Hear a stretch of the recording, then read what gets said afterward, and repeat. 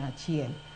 To fuogni nitiere ageta momi duol machoko ushuru miluongo ni KRA mondo choki.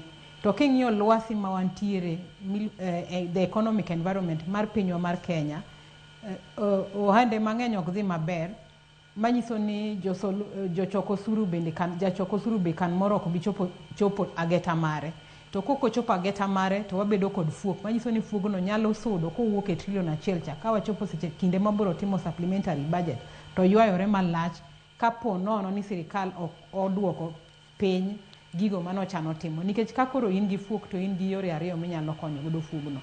Inyalo wacho ni nikech warem pesa, waweuru gik moko manonego watim higani, moko wachwale higa manyien mondo wachok pesa.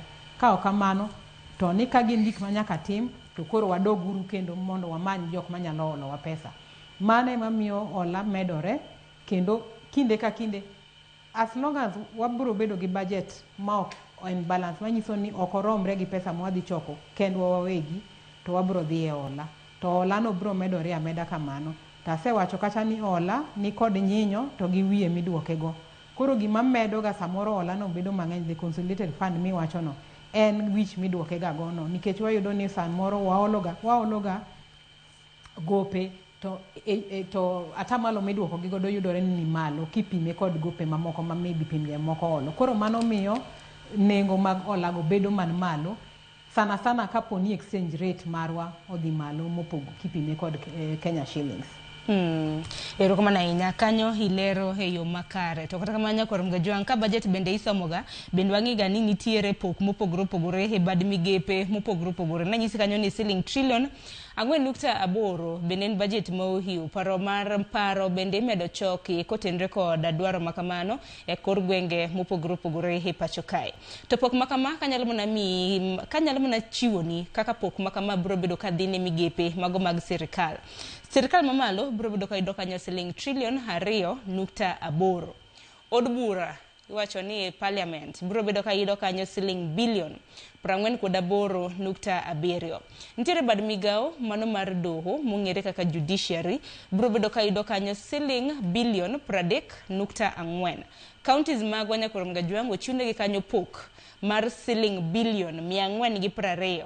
IBC no chiune gi kanyo shilling billion 24.97. To bende kinde mokalo mana jumane bende no kanyo ka bende IBC bende ywago reyo ni pok makamano tin nikech gintiere koda fuok ahinya king'iyo yiero mabiro maduong' bende yeka bende wantiere koda yiero madundo ma bende dhi nyime kaka odiochieng' ma kawuono wang'eni yiero madundo dhi nyime e kar chung'od bura ma Emurua Dikir. Koro gin weche mopogore ma bende nitiere kanyo. To bende pok makamage kadhi nikech John Mbadi wacho ni kata bed ni budget mano mar hiko omenda manyien obedo komedore kanyo, bende pok ma bende biro bedo kadhi ne iwacho ni national government bende nodok chien nikech wacho ni e higa makoro dhi rumone pok ne en mar shilling trillion 2.9 to sani wacho ni ne giduoke koro nyaka shilling trillion 2.89.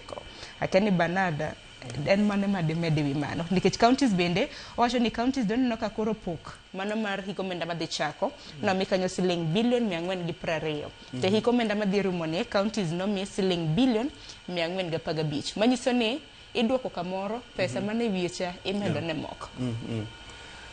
Kamano Sharon, okoneka koro ka giwacho no budget gitemo timo balance between national government to Michiwe county. Shida mabedo ga ni demand iga ka iga ji dwaro gine mang'eny, yeah, ji dwaro ni at the national level tiere gik miluongo ni development. Apart from development, there is the normal recurrent expenditure. Mabedo ido ka gin malo. Koro shida mantiere ni, of course, kata kage wacho ni giduoke chien marginally, to kine kwang'iyo the total expenditure, to pod odhi malo, yeah. To kaka nyawadose wacho no CPM Olen, ido ni watch interest kod charges mabede ginene. This debt ni bende matero expenditure ni malo sana because ido ni pesa mang'eny koro dhi e chudo gopegi in terms of chudo matimo mar ginene the principal amount to kod interest to in fact kono yudo kako oyeno ni interest sasa kod interest ma chulo to nikech koyudo ni at the end of the year principal pod odhi malo of the additional gope mikawo ka aeto gima kendo sani kelo chendo nitiere new scheme makoro sani sirikal ochako magikawo pesa magikawo gowi in form of securitization of levies. So and like gitiyo gi those levies to gikawo go pesa in advance and kaka koro acho nangono ikawo go be recorded as debt lakini en go already because en oti kod their security.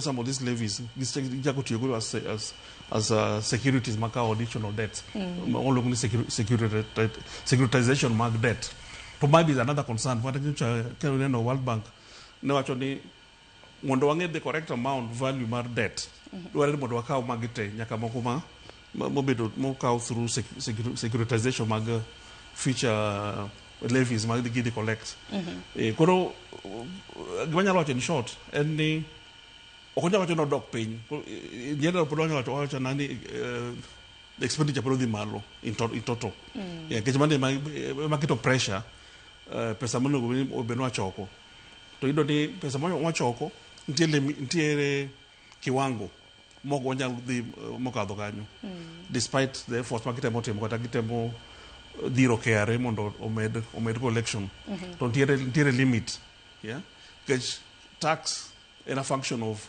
performance mar economy seche ma uchumi ok tim maber cha kata iket measures of course ibed efficient in collection inyalo na collect seche ma uchumi be timo maber ji nongo yuto kech ng'eny pesa gi en from yuto moluongo ni income tax nitie moko miluongo consumption kaka mag VAT to gin mag pesa sirikal nyalo choko seche ma japiny nigi pesa monyalo spend nyaka odhi spend eka gi collect VAT cha nyaka earn income eka mondo giyud income tax for instance but of course moko kata mag imports and customs duties mauno still a function of the economy mondo import gik moko mondo bi nyaka bedni inyalo ginene nitiere demand market manyalo use gigo koro all this at the end of the day gima temo wacho en ni hali mar uchumi performance mar economy determine to a large extent pesa onego bed sirikal nyalo choko koro onego gi work so much on the measures mag gitimo mar choko suru mar make sure ni performance mar economy uchumi obedo malo kosedhi malo to automatically pesa ma gidhi choko dhi bedo malo kapok wadhi kata mana ir weno machielo ma bende koro biro bedo kariwore kodwa Kenneth, iparo ni piny owacho onego bed ni timo ang'o mano mar bero uchumi mar mondo mi japiny bende kik ywagre ahinya kaluwore koda pek mar ngima gi sani okne ka sani wacho ni government is the biggest spender to shida sani bedoga nitie joma timo ohala both at the national level and the county level to sima gitimo ohala gi serikal ok gir payment in good time ma osebedo issue for a very long time kata pok obedo addressed issue mar iluongo ni pending bills ni ema nego uchumi kidhi e county levels nitie ji mang'eny motimo ohala gi counties pok ochul pesa ibiro national government the same problem to at the same time iyudo ni serikal to temo rido yore mag choko usuru in the sense ni sani ibo raise invoice the government obeni serikal chuli pesa si mi raise invoice no ntiere sani ngewa ntie gin magiluongo ni e-teams ni e-teams receipt cha si michiwo cha kere neno already ne useuso ne serikal or whoever uso no koro gin gidwaro pesa gino within a month mitimi make return gidwaro pesa gin mondo ichul to yudo ka serikal won pok ochulo pesa no koro begin is a big problem has never been addressed The issue about pending bills. Koro ere kaka ushuru nyalo grow kasi sirikal won no mondo beni chulo jog in good time to hold pesa gi. Yeah. Issue about pending bills. Koro ere kaka ushuru nyalo grow. Koro kere kaka sirikal gini kitemo ngiyo rules finance bill otemo ngiyo kaka they make it strict and firm on payment of taxes to gin ok ngi from the other side. Kajimba ina flow is a cycle. Pesa de mundo uchumi benitio ede kanga to timo wala oyudo pesa no mondo ugine no ochul go expenses meke go pe bange moko mabe no kao jotich mutiyo kanyo and all that. To kama nok timre ebido kan wabedo gi most of the time obedo gi shida ni. Get in our economy still the biggest spender, the biggest consume and government. The government is one of the poorest payers. Yeah, and especially the one saying to the small traders. Yeah, small traders at the county level and the national level, and both historical plus current. Yeah, it's current being easily saniki raise invoice. You don't actually pay immediately. Tax almost within a month. Make that declaration. So there's no guarantee from the government that you'll get Ibo within that period. Kurban alone also affect Uchumi, yeah, to a very big extent. Issue about pending bills, on how serikali chudo jomatimo kodgi ohala. Ero kuma na inya. Nyakorongo juanga yena mara mondo miarwa Kenneth Okwaro mabinde tudre kodwa he yor lony manyasani mano mar Zoom. Kenneth in mirarwa kin machiegni ikaw thulu mar musni korom gajuanga bendi nyalo nyiso gini intiere gwengo mane machiegni network. Wachako gi weche motenre kod budget. Kama na inya sharo na uchio mobera penda chio mobera kabuna ane count mar Mombasa tich moro o maka koni otama mondo pi abet kodi studio. Ero kuma na inya walo soko tendre kod budget wachaka nyaye gi pok mano mar selling trillion 4.8 budget muhiu mabene nochwali nyimud bura mapachoka kaka jalony bende diwach na ngo tendre kod budget ni kinyo pok kako poge gima da neno wacho mokwongo en ni budget waneno ka medo yaore iga ka iga budget medore ndalo moko ne winjo ka job moko wacho ni sirikal koro osewacho ni gidwa chako gimilungo ni zero budget matinere wandi ko mana gik moro tiyo go ok ni wang'eyo budget ma iga mokal to medo gimoro wiye to pod ok aneno ka gino konyo koro budget ok sani koro aneno kon dikri en 4.8 trillion koro budget wa medo bit maduong' to gimo ok wane mana winjo ka migosi Bernard wacho kanyo maber ni ok wane ka sirikal keto pesa e gigo mabro miyo ochumi dhi malo nikech gini sirikal onge pesa sirikal choko pesa kuom ji koko pesa kuom ji jok matimo biashara jok matiyo koro ka pesa budget ok ket maber kuonde ma biro nyayo tich ma ji timo wang' ibiro yudo shida miwinjo wan go ni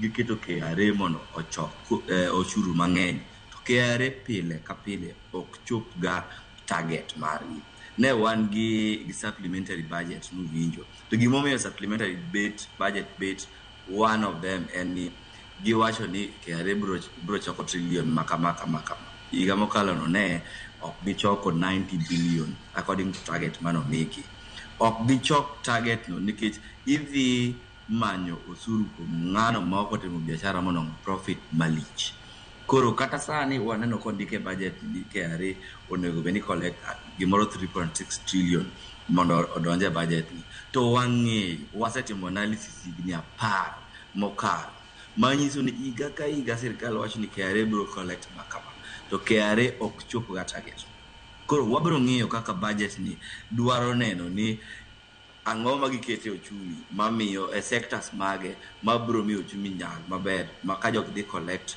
tax to ginwang'o tax maber gimar ariyo mada wachi en ni sirikal be doge mit ahinya e gik ma gidwa tiyogo mamiyo budget dhi malo ahinya supplementary budget ni kama shida ma wan go Kenya kae nitiere kiwinjo gimomiyo hola kata deni debt ma wantie go Kenya kae ng'eny ne kilowe maber to biro nikech gimiluongo ni deficit ni budget deficit pile sani owach ni wan gi budget deficit mar fuok mar 5.3%. Ng'eny ne biro ga nikech supplementary budget momedo bang' kane waset budget. To koro nyaka wang'i waloski sirkal wang'i ni ang'o ma gimedo ga e budget supplemented budget ma pile di.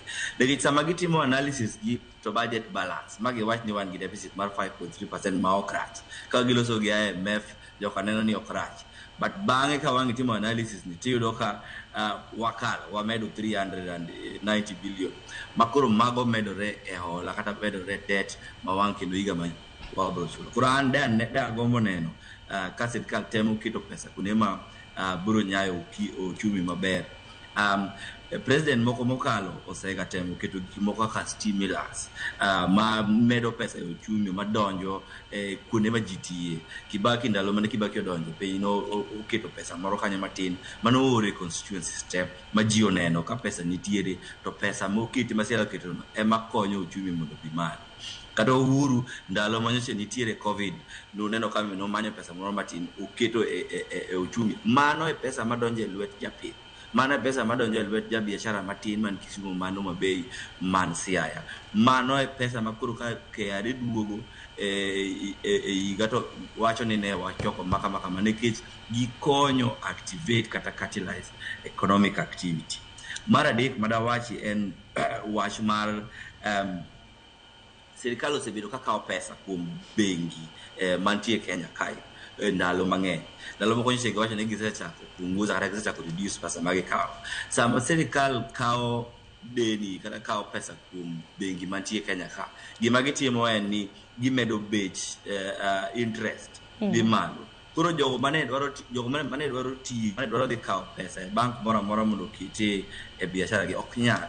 Koro sirkal be nyaka ng'i kaka gi balance domestic gi external debt mondo giwe pesa ne jogo madwaro tiyo eka wabiro yudo pesa ma kuza uchumi kaka ne wawacho. To gi wach mogik ma Bernard wacho mar pending bills no chando kabisa jo biashara mamiyo ji ok ti. Koro mago gik ma dawachi sani ma aneno kaka somo budget no bod biro chando wa ka wadhi mbele kaka pesa ma iketo go biro konyo uchumi madhi mbele. Erokamano ahinya hilere kanyo maber. Molen kintiere kaunti ma Kisumu bende madimedi kotendre kod gope ma bende thongo wa nikech bende luoro bende koro oganda bende nitiere godo mana kaka Kenneth Okwaro owacho kanyo. Kapo nono ni gope mago kata ma wuok e chirni ma pacho ka iwacho ni domestic market bende ok bibedi kichulo gi sirkal. Manyiso ni kata mana an gi ine kwa dhi kawo hola e bengi nyinyo biro bedo malo. Manyiso ni pod en mana gino ma bende biro bedo ka thiro oganda nikech bende seyo bende osebedo ka dok ne duol mano machoko osuru pacho ka kere ni gin bende ogisebedo ka giyaro badgi ahinya ne choko osuru. Kata kamano kang'iyo budget ma bende biro bedo kisomo mar higa mar 2026-2027 ano ka KRA nitiere koda geno mano mar choko osuru mano mar siling trillion 3.6 Molena. Erokamano Sharon. Aparo ni gima nyaka wang'e ni ber kata rach mar budget en ni ere kaka omulo ngima japiny. Koro kwa chako conversation no gi kanyo to wanyalo winjore maber ni kawuono ka ok som budget kata okel paro mar chiko omenda to berne kata rachne en ni ere kaka biro mulo ngima japiny. Jatend migawo mar omenda FCP John Mbadi no wacho ni higa ni ok gimedo ushuru mang'eny manyien e paro mar chiko omenda ma mano en gima ber. To wiwa kik wil ni e paro mar chiko omenda manyocha orumo ni nitiere gik mang'eny manokete iye mohinyo japiny sana japiny ma en jatich mani kod payslip. To gimomiyo kelo man nikech mano nitie kod tudruok mar pesa ma duol machoko osuru mar KRA biro choko kendo en kod tudruok mar hola kata fuok manyalo bede budget. Nitiere gimidendo gi dho ngere ni disposable income. King'iyo target momi KRA percentage maduong' gigeno choko kwa kuom VAT magin taxes ma ji chulo katiyo kod mwandu kata kang'iewo mwandu. To VAT ni chokore mana maber kaponi disposable income nitie manyiso ni pesa nie lwet japiny. To kakoro pes ja ohala omoke pending bill, pes ng'ano matiyo ma en in kod an ma ja payslip oseng'adi ma payslip odong' nono manyiso ni pesa modhi godo e ot koro onge koro onge gimo nyalo ng'iewo mondo VAT cha ochokre. Mar ang'wen en ni nengo gik moko bende kodhi malo kata de in gi pesa to ok inyal afforde. To nengo gik moko dhi malo nikech achiel kuom gik makelo nengo dhi malo en ushuru manoketi e nengo mafuta mamiyo fuel nengo ne dhi malo. Wang'eyo ni nitiere lwenje ma osebedo e pinje maoko miluongo ni geopolitics ma bende influence kata bende nikod tudruok e nengo mo kata mafuta mitiyo godo e piny mar Kenya. But nitiere percentage mar nengo mo mabiro nikech ushuru manoketi e hik omenda mokalo. Geno mar japiny waneni nitiere gik moko manonego tim e paro mar chik omenda no mondo mi ogole pressure moko manokel particularly e pay slip mondo jatich oyude fuong'ruok mondo oyude disposable income monyalo dhi godo e chiro mondo ng'iepi kaeto sirikal choko VAT. To kamano ok otimore kata kalwasi mar loko kata jo ohala bende ka nengo timo ohala omedo odhi malo to ng'e ni profit dok piny. FCPA Bernard noselero mano makare manyiso ni gikone osuru ok bi chokore kaka nomigi target no. Kamano ok otimore to nyiso ni nyaka wabed kod fuok. Nasewacho chien kacha ni ka fuok nitie sama itimo supplementary budget sirikal nigi options ariyo. Onyalo wacho ni ne wageno choko pesa makama to ok wachoke, koro wagol ma e budget mondo mi wawe watim gi chieng' machielo ka pesa oyudore, kata ka gin gik mochuno ni nyaka tim to watim gi to nyaka wamany pesa ni kakoro imanye to nyaka koro ket ola. To sami dhi manyo ola mondo din godo fuok to ng'eni ola medore to nitiere wan gi ola mamoko ma bende nitiere ma bende ikawo higa ka higa sami timo supplementary kaka wendo kwaro osewacho. To an chandruok man godo bende kendo en niya, nitiere tudruok gi pok bende michiwo. Ka wawacho ni sirikal mamalo wacho ni oduoko piny pok mare, to ng'eni oduoko piny pok mare nikech Consolidated Fund Services okawo pesa man malo, manyiso ni gope okawo pesa man malo kipime kod mane wachulo higa mokalo. Koro miyo ok ginyal yudo pesa kaka ne gidwaro. An kod chandruok ne pesa momi sirikande mag gwenge mong'ere kaka counties. Riwruok mar kakas mar Council of Governors nyocha ne wacho ni kaber karach ahinya to migi bilion 458. To kineno pok momigi sani en bilion 420 mamano kochopo kuma ne gidwaro. Gimomiyo bende sirikal mar gwenge bende onego chwalnegi pesa moromo. Ng'eni ni nitiere ting' ma sirikal mar gwenge ema pend chike mar Kenya ka omiyo. Kuom ranyisi weche mag thieth nobedo devolve. A bigger percentage mar pesa mar thieth dhi ne chulo mshahara ne jogo manie gine. Kendo waseneno ka jotich mag osiptende e sirikare mag gwenge gomo higa ka higa. To sama nitie gomo japiny inyore nikech thieth ok nyal chwal. Ka ok ochwal thieth japiny ni ka en kata ng'ama dhi e jua kali otuo ene ot ok onyal thiedhore, ok onyal dhi e tich mondo mi oti kaeto oyud pesa mondo sirikal ochok ushuru kuome. Ka en kata mana nyathi sikul ok onyal dhi e skul mondo som mondo mi obed gima onego bedi. Koro nitiere tudruok e weche mag an dagombo neno ni ka sama ni pedho pogo pesa to ne sirikande mag gwenge counties mondo no med pesa ochope kata karach to bilion 458 manyogi kwayono mondo gichwal weche gichwal dongruok ne japiny manie piny ka, nikech sirikal tudore mana gi japiny e yor kokalo e sirikande mag gwenge. Emomiyo nokel sirikande mag gwenge. Koro pek mar budget onego bed ni mulo weche mag thieth, onego bed ni mulo weche mag somo, onego bed ni mulo weche mag chiemo, nikech kamoro amora midhi e pinywa mar Kenya ka sani wach ma japiny biro wacho ni SHA ok ti, yath onge, chiemo beche odhi malo, nyithindo kwa dhi skul kucho weche mag JSS buge onge moromo, jopuonj dwaro pesa kuom janyuol ni bende onge gi pesa. Koro chandruok bedo. To magi kotimore, Okwaro nowacho ni kinde ka kinde watimo supplementary budget. To mano be nyocha sechwalo nu challenge no ni un kaka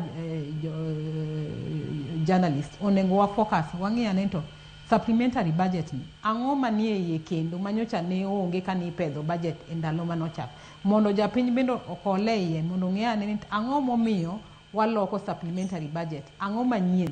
To hola mane ma wadhi wakawo kendo sama itimo supplementary budget en gima onego wakawo. Okwaro wacho kata ni sirikal nigi appetite. Kan moro bende ise ogwang' tise gweno. Japiny bende dhiro sirikal timnwa ma.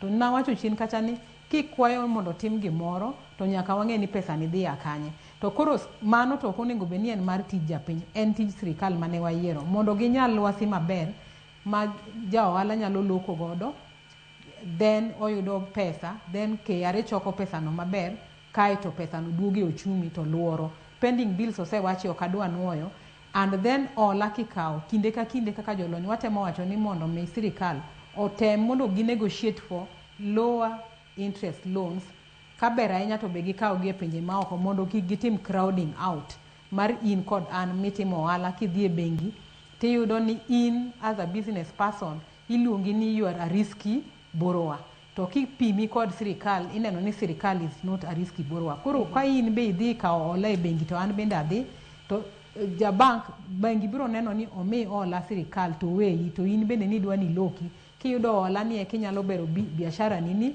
mondo imed loko mondo iyud pesa mang'eny mondo ka KRA koro biro manyo ushuru kuomi to yudo ka in go ushuru. Ok mano kende, in bende kibero lwasi mari kata ka kambi odhi olo loan to timo go expansion tiyudo ni onyalo loso mwandu mang'eny.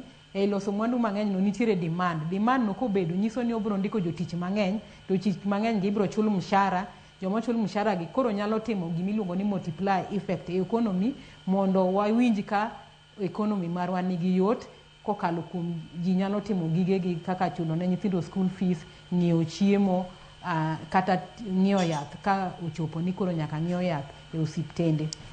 Mar ang'wen bende nitiere tudruok e weche mag SHA. Ne osud malo solo ma ji solo kokalo kuom payslip e weche mag SHA.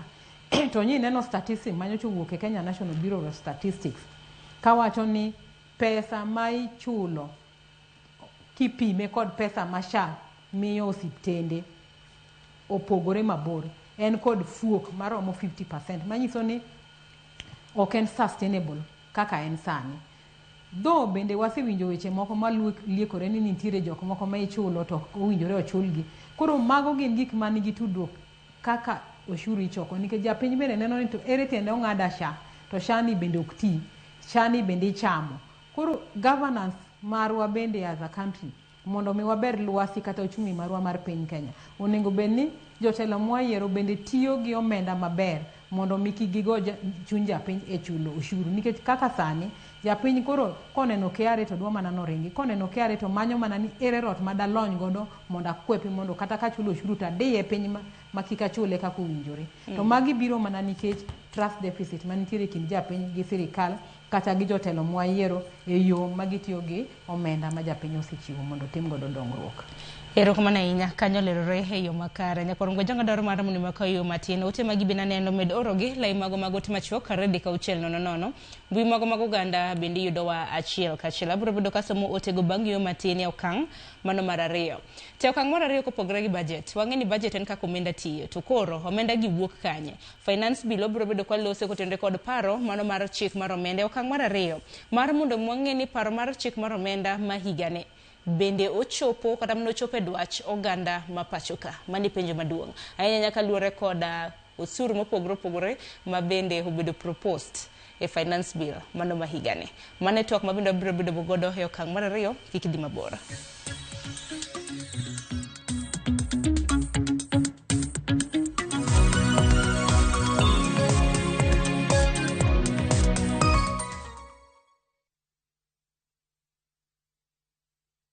Are you a truck driver? Do you have over 3 years experience and a valid license? Ajira is looking for you. We are recruiting over 400 heavy truck drivers below 45 years of age for immediate deployment to Saudi Arabia. Secure your future with a salary of up to 130,000 every month, inclusive of mileage bonuses. Interviews will be held in Mombasa on 13th, 14th, 15th and 16th of May 2026. Visit www.m-ajira.com and apply to secure your interview slot. Slots are filling fast. M-Ajira, your gateway to global opportunities.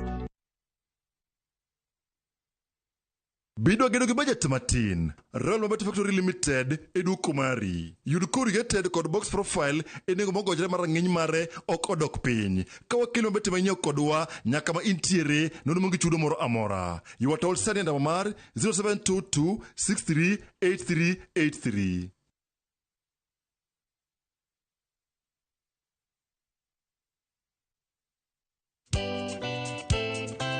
Geso kangeso saparga chiel mamidhiambo. Mbamba toko koma ye tudri koda ngeso kangeso sapaga chiel mamidhiambo e chenro mar tiedero oka kama wabro budho manyanga yasono kawakelo ni ngolo motimo kathedro. See you there. Tiedero. Geso kangeso saparga chiel mamidhiambo. Manera Movie TV.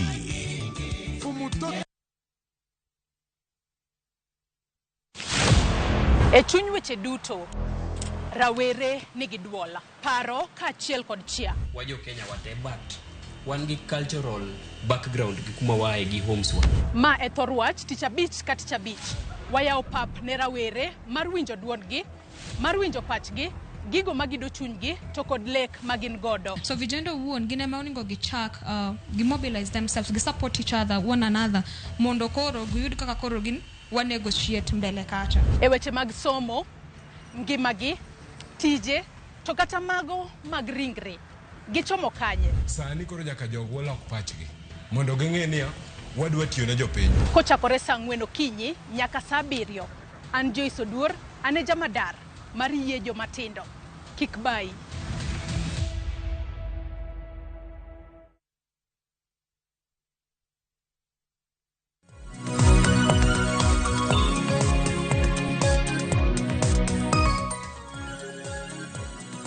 Dakika chielo osekadho tok saa 2 mar okinyi machiegni wadhi nyime kod twak mara. Twak makama wadong' gi dakika 30 nikech obiro bedo kwa tieke koromo kanyo saa 2:30 mano mar okinyi. Koro thuolo mari ote mora mora penjo mintiere godo kotenre kod chal mar ochumi ahinya kotenre kod budget mohiu, paro mar chik mar omenda ma bende walosi. Kata kamano kapok walosi paro mar chik mar omenda, bende FCPA Bernard nintiere kod paro machielo ahinya kotenre kaka omenda itiyo godo. Pok lach to ber ma japiny yudo kaka yor dongruok bende ok nen. Paro mani mintiere godo. Erokamano Sharon. Gima temo wacho ni ok ne ka deficit mobedo ga goni ma leaders to borrowing. Penjo ma jopiny osebedo ka penjo en ni yes, waolo pesa. To pesa maolo no otim kode ang'o? Pesa no otim kode ang'o? En gima inyal ne ni over the period the 12 trillion mosebedo kwa ologi. En gima ne minyalo ne maduong' mosebedo kwa timo kode. Kose en ani waolo pesa ni mondo support the budget deficit, the recurrent expenditure. En kaka nyalo pimo gi at household level. Koro in out, at household level nyato ni idhi kawo loan. Ikawo loan to oketimo go gima neno. When you have a project that you neno in and you maintain the living standard to maybe you to marry dog pain, given the benefit or the benefit adjust to your income. Yeah? But when kick out loan, what you kick out loan? To loan no ikawe, will the team go give neno for long term. And that's the same thing with expected with the government. Then given I expect kendo ni with there's this idea which is a very good idea. And you actually create a fund, but the cutter for these projects. Which is a very good idea. When I got to get borrowing. To we are the reflected budget. Projects the team get through PPP approach. Magedi involve give the source for funding outside the government expenditure. Mondo gekari team go projects gi. To yele kama no benya no timbre, at least on the reduce pressure. Given I expect on the reduce pressure a deficit ni. Mondo koro watching most of the mega developments what they made through that PPP approach. mabene gisewacho ni already there's goodwill from some of these funds, like some of the pension funds, they will participate as long as they get bankable projects. They will participate a projects will go instead of government. Tiyogi taxes revenue. Koro obedo ne and gi magetemo to gi recover pesa over time. Like example of projects most of the time kaka mar expressway ni and kata masani bi temo magine ga mag the extension of the road from Rironi to Mau Summit. So I would expect with that concept now, deficit the road will not pay to almost balanced. We will balanced budget mondo we concentrate on this other avenue. More raise go funds for development. Yeah. Pero kumana inya kanyelero makari wacho ni recurrent versus development. Yeah. Wacho ni omenda mathothi chule recurrent maloyo. Yeah, pesa moka oni. Wako pesa ni okunegi matim kode maduong. Yoche mag dongro. Yeah, do wacho yoche mag dongro. dongro. Tomano simile kata mora kata mne budget kinyo kata mna budget kata mna mokalo. Mano janeno. Kura kene piny Kenya.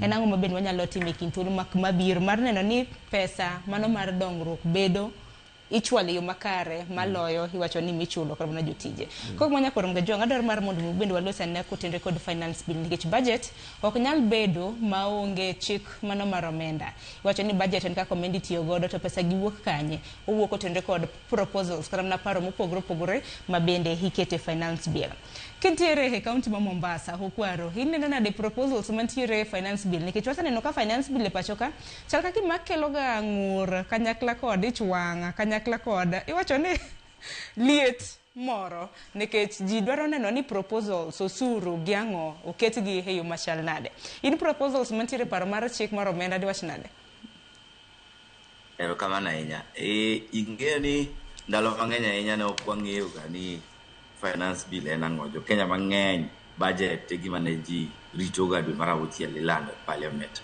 to nok ne sirikal ok nyis ji ni idhi choko osuru ni kama koro nyaka nyoche bang' higa 2024 eka tinde ji ong'eyo ahinya wach finance bill. Na wacho mokwongo chane ni sirikal onge pesa mare. Ng'eny sirikal pesa magitiyogo gin pesa magichoko kuom ji.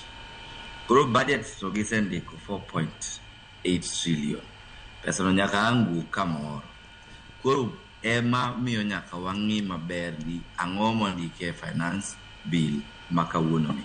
Gima aseneno motimore maber en ni minister mar finance John Mbadi aneno kosetema ahinya nyaka nyocho miye telono mar loso gi jopiny mar yawo ne ji budget mar yawo ne ji finance bill mar lero ne ji ni ma waketo kama to wakete nikech kama ma waketo kama to nikech reason mar achiel ariyo adek mosekonyo mentality kata osekonyo trust mar ji kwaya 2024 ma onego wapuo kendo onego wakwa ni sirikal ministry ma national treasury timo mano gimany yore moko maginyalo medo loso go gi jopiny mondo giwinji gimomiyo finance bill en kaka okete. Koro an kaka naneno masani ni ok aneno gigo madongo kata matek mokete iye kanyo manyalo kelo weche mang'eny kaka mane waneno 2024. Moko achiel ariyo mana neno kanyo ma anyalo wuoye en kaka wach mar cryptocurrency kata crypto reporting. Ng'eny ji tinde tiyo gi pesa miluongo ni cryptocurrency, pesa mar technology manyasani ma sirikal neno ni transactions timore kuno mang'eny ma ginyalo nwang'e pesa. Koro that introduction mar registration mar digital assets kata ka gibro kawo pesa kuom jo crypto no aneno ka ber wanyalo ng'iyo ka en gima nyalo no pesa because nikech wach crypto sani duong' Trump gini loso pesa mang'eny e crypto. Koro ka en kama sirikal nyalo nwang'e pesa to ber. Gimoro kendo ma aneno en wach mar excise duty ma aneno koketi ma aneno ka nyalo medo bech simu ne jogo matimo ohala kata jogo madwaro wasiliana akia kaka ka parliament bro timo kata bro yiri ke chone no ka excise en gimoro 25% to VAT bentiere simo 16%.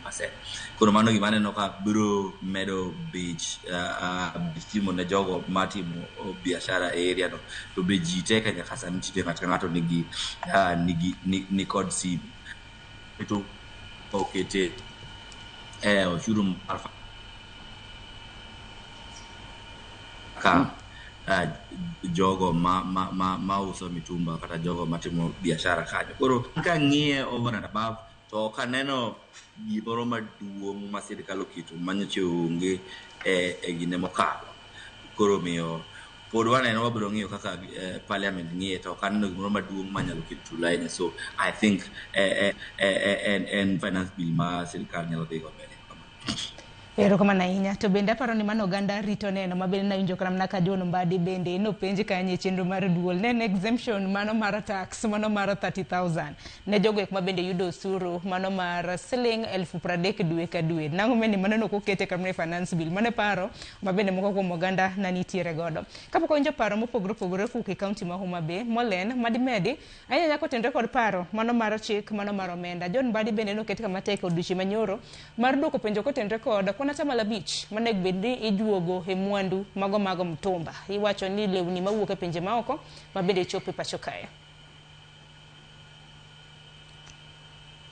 Erokamano Sharon, aparo ni nawacho chien kacha ni kinde ka kinde kiketo ushuru manyien e paro mar chik omenda to nitiere gimiluongo ni the thought behind it. Nyiso ni ang'o mane jatelo mar weche mag omenda paro kotudore gi excise duty ma okete mtumbano. Ang'eyo ni paro magin godo en ni gidwaro mondo giber kata giyaw chiro ne lewni miloso e pinjewa mar Kenya ka. To mano en gima ber to bende en gima rach kapo nono nikech ang'eyo ni mondo mi din ne mtumba mondo kik donji mokwongo nyaka ilos lwasi maber mondo jogo maloso lewni e pinywa mar Kenya ka nyalo lose kendo use ne japiny e nengo maber ma japiny ok timre nade ok yud winj pek kata bed ni koro janyuol ok nyal ng'iewo law nikech nengo law odhi malo, mtumba mano geno no nyalo ng'iewo bende koro timore nade odhi malo. Koro ang'eyo ni paro mane jatend CS John Mbadi ne nigodo en ni ne gitemo mondo gidin kata giber jogo maloso gigewa lewni e pinywa mar Kenya ka mondo kik ji tim importation. Importation nigi two things nikech sama ok watimo importation nyiso ni ok wabiketo pressure ne dola mondo mi exchange rate odhi malo. Nyiso ni koro dola jok madwaro dola tin, there is no demand for dollar, nyiso ni exchange rate marwa ok nyal bedo gi pressure ahinya. Traditionally Kenya is a net importer, tiende ni kinde mathoth wang'iyo gik moko kawuok e pinje maoko kipime kod mawa watero e pinje maoko. Koro mano keto gimiluongo gi dho ngere ni pressure on the Kenya shillings kipime kod dola nikech ji mang'eny koro dwaro dola mondo ging'iew godo mwandu e pinje maoko. Mano aseweyo to nawacho ni kwang'iyo finance bill ni kik wang'iya ni ang'o manyien moketi e iye. Wang'iya ni ang'o mane nitiere e omenda mokalo mane wan kod geno mondo gol mondo mi japiny yweyo.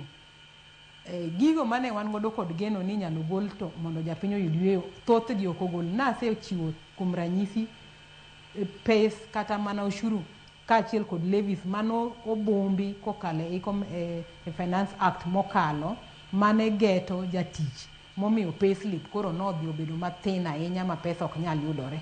Mago e gik mane japiny sana ma jatich kata obed mana jatich machamo mshahara mapiny ne nigi geno ni nyalo gol weche moko mag housing levy ka mondo mi japiny oyud yweyo matin ofuongre mondo disposable income obedie. Mano ok otimore. Okwaro wacho kacha wach mar excise duty on iluongo ni smartphones. Ng'eni Kenya position itself kaka a digital hub kendo king'iyo statistics manyocha wuok from the Kenya National Bureau of Statistics wacho ni digital economy nodongore kipime kod mamoko kendo ne en achiel kuom space mane okelo nweng'o maber momiyo inflation nodok piny e uchumi mar Kenya. To ka koro wadwa kendo mondo wadwa medo excise duty e smartphone ma ema nyithindo kata rowere tiyo godo e yore mag loso pesa gimoro matin, donge watimo gimiluongo ni wae road gains mane wasetimore na mano oseyudore kanyo, manyiso ni digital economy ma watimo cha wawache gi kon moro ni wadwa bere, to kendo kuon moro gi lwedo machielo wamayo gains go e yo mar keto, nikech kiketo smartphone mobedo man malo, ng'eni kata mana skunde tinde JSS nyithindo nigi gik miluongo ni Google Classroom, manyiso ni somo manyasani ma janyuol dwaro ni mondo ne gino odhi olore WhatsApp, payslip, kata mana tinde results list mag mar nyithindo ji tudore mana e tudruok manyasani.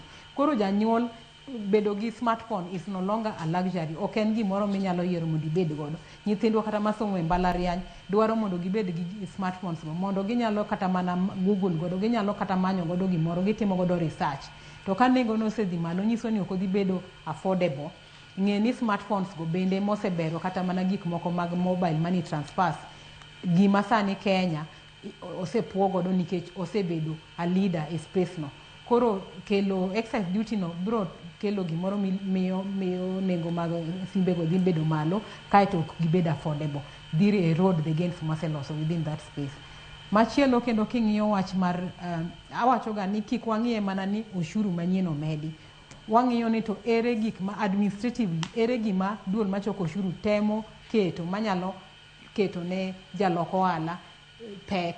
Nitiere proposal magolo deadline mar submission mar returns, nyiso ni thuolo monego bed ni idwoko godo, ichiwo godo dwoko mari ni e higa ma ikomenda morumo ni na wuotho kama, mae pesa manayudo, mae kaka nayude, mae ushuru monego bed nachulo.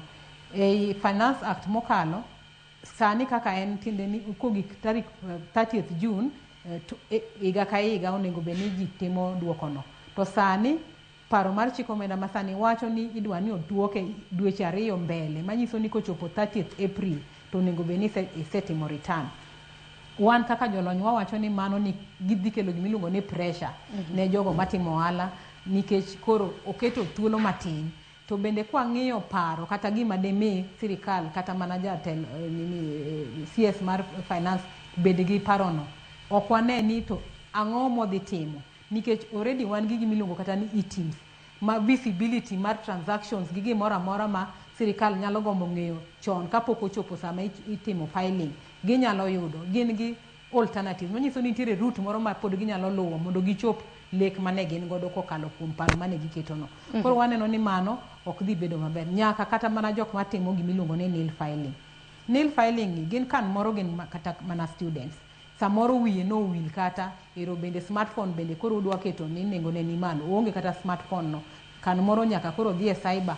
Waneno ni en proposal ma ok onego bed nikech oketo unnecessary pressure e businesses for earlier filing ma impact ne in terms of revenue kata choko ushuru onge malong'o. E wach mar mtumba no ne wagombo ni waber mokwongo weche mag pur mar pamba. Kuom ranyisi no onego wane kata ni wayudo kata mana incentive moro ei budget estimates ka ma tego kata ageta ne osowang'e tir kuom weche mag pur mar pamba mondo walos cotton minyalo yudi material mitiyo godo e loso lewni. Koro mondo mi jam mtumba cha koro ok nyal waro mtumba, koro wauso mana lewni mowuok e pinywa mar Kenya. En gima ber, en paro maber kong'i lwasine makare, nikech obro yawo space mar mondo manufacturing otimre mar lewni, kaeto rawere masani onge kod tije mondo timre nade oyud tich. Erokamano ahinya. Machielo bende nawacho ni ne wageno mondo wayud kata mana dwokruok piny e weche mag fuel cost, levies moko mane inyalo gol. To FCP bende Siero nosewacho ni nitiere levies moko motimne gimiluongo ni securitization, manyiso ni gene moti kodgi kaka garanta mar kawo loan, manyiso ni kata de wagombo ni mondo golgi e structure mar kaka ikawo kata pricing mar fuel sani ok ginyal wuok, nikech sirikal nosekawo ola kodgi kendo chiwogi kaka garanti ni mane ma gibro choko mondo gichul godo ola ka. Erokamano ahinya, mano winjore yo makare. Bende wahero kaka unduto te ung'inja ne nyakwara Mgajwang' mar mondo mi owinja ne na wach makama malong'o, nikech wacho ni weche mag omenda samoro nyikwara Mgajwang' wacho ni wan warita rita mar yudo ni fungruok dhi bedo kanye. Minyalo medo Bernard kotenre kod paro mar chik mar omenda. Okay, kamano Sharon, manyalo medo wi wach finance bill ni en ni yes, en adier ni ok gimedo taxes lakini nitie some measures, some administrative measures magiketo mara necessary. You know, already negise move towards digital filing and reporting. More already going to get data go. Whatever is required, gisebedo go. Plus, one could give me logo on installment taxes. Taxes in installment. Okuriti kani bochunya kani June no. So everything more return jakedi chulo taxes. In fact, ina chulo kanti additional. But you don't come by that time. Jomati Moana also chulo installment taxes magiga no by December. Then by 4th month, this is the final installment, if any, for the previous year. Then, but give our time. Mondo gete bugi makare. Mondo kigibet other problems in future. Kerero timo do open up assessment. Alafu in any case, Karen gi all the time. Oyeni gi timo review books up to 5 years. Yeah. To me, gitem duoko gini time do chien. They just leave it as it is. If it's working, why do you fix it? Yeah. And give more reduce time. In most of the mokareo, until masipi more than what no mar filing mar return no. On the way beta can enchomcha June 30th June. Of course, payment it in advance. So the taxpayers we do the bulk of the payment. So there's nothing the government is losing. And in any case, in the issue of e-teams, they can see if there are any additional sales to make. Alafu in another area, mabende, get them reduce issue mara time, mara appeal. Get them some time, about 2 years ago, get them come to reduce the time. Mimi ya pay ya chulusuru, mondo appeal or ungandi go bura against KRA. Tokona in 30 days, 30 calendar days. To some rock tamuga do page ni gigolo ni weekends, holidays, and things like that. Which to me I don't see the need. No kaka 30 days. Don't call public participation cha ko chopo kanyo mara. In fact, what the our opinion na paro mago.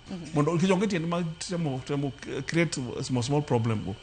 Alafu the was saying magitemo kelokendo and get temo wacho ni sejima let's say you lose case at a tribunal at the tax appeals tribunal to yen podel gi chance to appeal nyalo appeal high court to gido ni kata si me the appeal high court cha gichak already enforce enforced to the extent that it will be pesago kata gi issue agency notices the banks ni to mano wana no ka ongeti ende kichini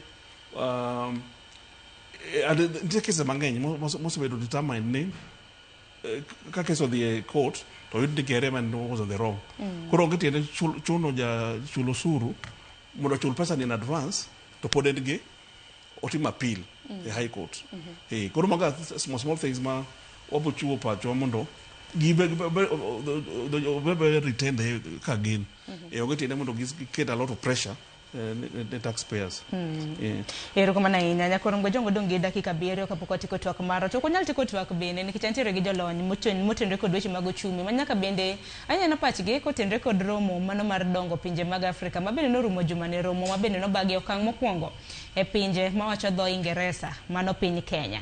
Romo mar dongo Afrika nanno kanyo ka France no chiwo omenda mar siling bilion 150 mabende biro bede ke dongo godo sectors bupogore pacho kamane bende badaro mar mun moche godo giwachumogi kaparo ni kintere county mo Mombasa chakodi okwaro romo mar dongo pinje mag Afrika in a nutshell kaka jalony ini nene yo machal nade pok mopogore mabende jo Kenya biro bedo kayudo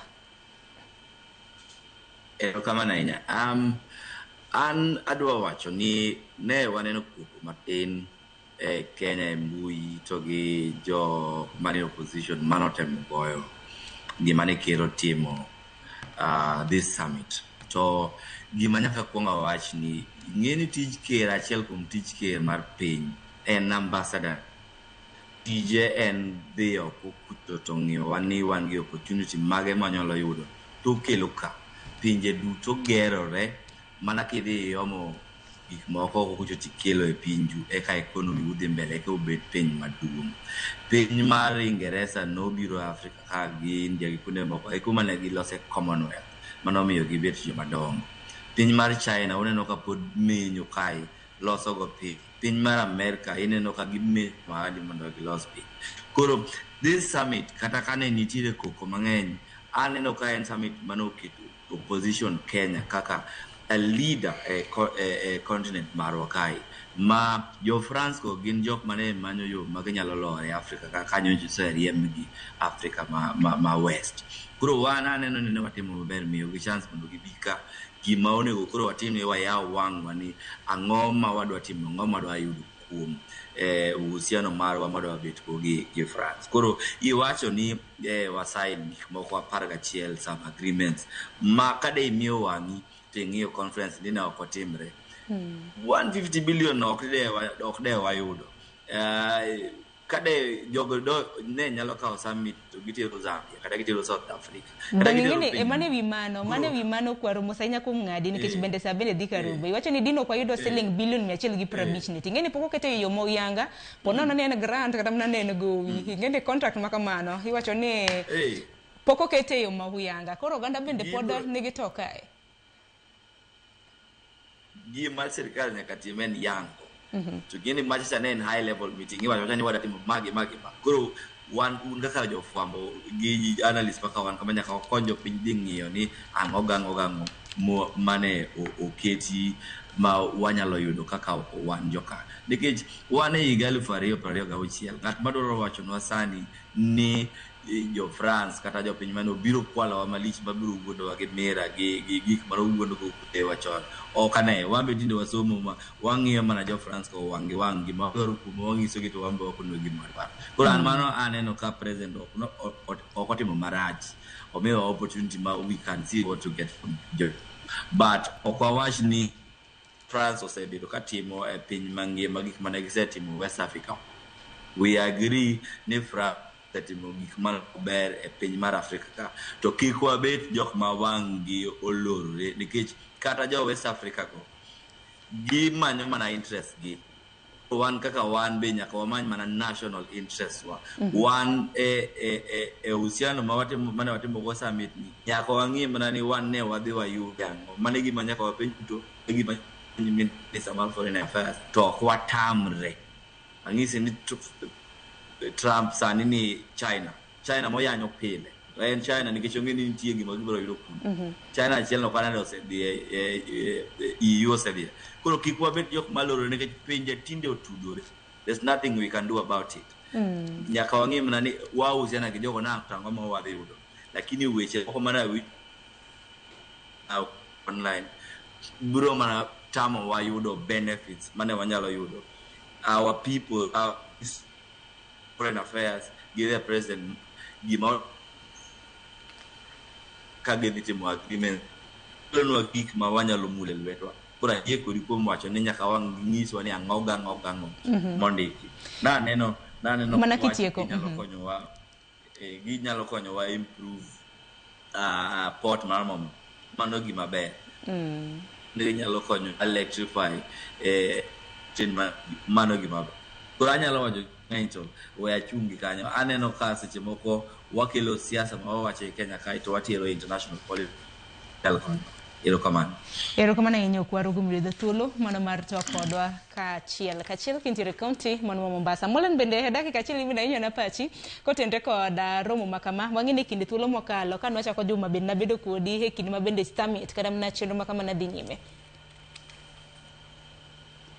Erokamano Sharon, aparo ni japiny mar Kenya nyaka pog gimiluongo ni interest marwa kaka oganda kod siasa moko manyalo kelo miyo berno kik chopnwa. Koro ka an tawacho ni ne en romo maber nikech ka wang'iyo outcome kata gigo mwageno yudo kuom romono to ka gin gik moluw kendo gichopo kare to gin gik manyalo konyowa nikech kuom ranyisi gik moko 11 mane nitiere partnerships go kawacho mana gima piny Kenya kende yude iye kata geno mondo yude. Gin gik momulo sectors te mar uchumi mar Kenya. Nitiere momulo transport, nitiere momulo energy, nitiere momulo health, nitiere momulo somo, nitiere momulo chiemo. In short, gimulo kumoro amora mar economy mar Kenya. Maka gin gik minyalo kete tin to wan gadiera ni wanyalo bero lwasi mar timo ohala e Kenya, wanyalo loso tije ne rowere, wanyalo enhance the digital space, wanyalo keto commuter rail mondo ti, mondo traffic jam waneno kata traffic ma waneno Nairobi momiyo dhano leo tich, productivity dok piny, chao kik wane. Mago gin gik mabeyo kapo ni nyalo timore. To mana kake gidhogi no ni wadwaro ni obeda transparent thing mondo wang'e to gin ola, gin grant, gin partnerships mabire tudruok piny Kenya gi bengi mamoko koso ginang'o. Ikete yo makare yo lela mondo japiny bendo ne ni ang'o manie iye, kae to pesa ga giko ne kobiro to governance environment nyaka be enhanced mondo wang'e ni pesa go tiyo mana kaka no ochik gi mondo gitim. Kama notimore to an gadieri ni romo mar jotend romo manotimore mar Africa Summit no ok en gima marach, en gima ber nikech lek mare en ni mondo otimre nade okelnwa dongruok kaka pinywa mar Kenya and in a nutshell Africa. Ok nyis ni an kaka CP Molen kata wan jolony wasiro timbe kata weche moko ma piny mar France notimo e West Africa. Ok wadwar ni mondo Africa obed kod koko, wadwaro ni Africa obed kod kwe, nikech ka kwe nitie e ka dongruok nyalo timore. Koro gimago wang'iyo sani gima wacho ni in politics onge permanent enemies, in economic development and partnerships onge permanent enemies and permanent friends. Okwaro osewacho kacha ni Trump sani ni China. Ka wan bende tudruok nyalo kelo ber ne japiny mar Kenya manyalo mulo ngima japiny nyaka e dala kucho, to wasire mondo mano dhi mbele. And then siasa awacho ni nyaka wapog kod dongruok. Watimo siasa, watimatima siasa without emotions. Wakao substance mar discussion ema waket mbele, wagole emotions. Erokamano ahinya Molen, in bende agoni erokamano kuom paro mopogore opogore ma bende ichiwo. Paro mochiwo duto te liwa ahinya. Agoni erokamano kuom yudo thuolo mar twak kodwa e kaunti ma Kisumu. Bo dakika achiel in bende FCPA Bernard. Okay, abende kachiko wi wachno. Anya wacho ni the summit is a good initiative. Konyalo open the market. Our local business nyalo access. Kachiko access France ja, to nyalo access the entire EU region. Mamano can be a plus if you can get access to the market and be able to offer your goods and services. One is a good plus. And of course, gimanya kwa ti mwangi ni gik manyalo uso kokono gibet gik ma give value addition as opposed to raw material, raw products or agricultural products. We add value before we export them. Kaya manu be mas bedo shida ma France no bedo go egine in West Africa. Kaya jo kane feel nangono ne gikao extract their natural resources to gitero penji kuche magidi process gie. But kanya to trade in the real sense of a partnership, and it's okay. And then now there's that concern when you go the other part, especially the issue one military, got interest maybe they're having to code some clauses maybe your military training madimbele county Mombasa na kelo jolwenyi 800. Yeah. So normally the effect sometimes the impact mabedoga when they're in a foreign country. But all in all, the previous challenges, not in West Africa, are taken care of, so it's okay. Erokamano ahinya Bernardine bende agoni erokamano ahinya kuom mondo okinyi makawuono mondo miwa puonj gi Kwaramuge Jwang. Ne Kwaramuge Jwang dakika osekadho 33 tok saa 2 mano mar okinyi. To parni dwe ni gi dwe machielo mabiro wacho ni dwe mar 6 parni magi kinde mabedo waloso ahinya kotenre kod weche mag budget. Gino mara ni kinde machielo Molen Ken gi Bernard kwa gochonu biro bedo kubiro mar mondo mi wamed puonjore. Ne Kwaramuge Jwang wamake gi kanyo kawuono en chieng' tich ang'wen manyiso ni mabiro bang' ma en chenro mar pok opogore pok mabende natimo chiro Makina mantiere kar chung'ut bura Makebra. Ibed kod odiochieng' makare. Nyinga Sharon Ong'aw. Warad kendo odiochieng' makinya.